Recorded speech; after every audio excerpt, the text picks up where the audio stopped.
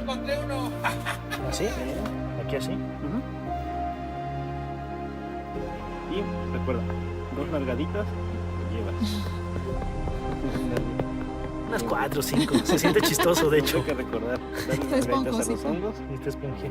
Y es que los borregos tienen esa forma, por eso los reconoces más fácil, porque tienen como que esa forma redondeada y siempre bien blanquitos. Wow. Está bien bueno, ¿no? Se ve que- Ese está muy bonito. Yo creo que antier apenas salió. Apenas salió.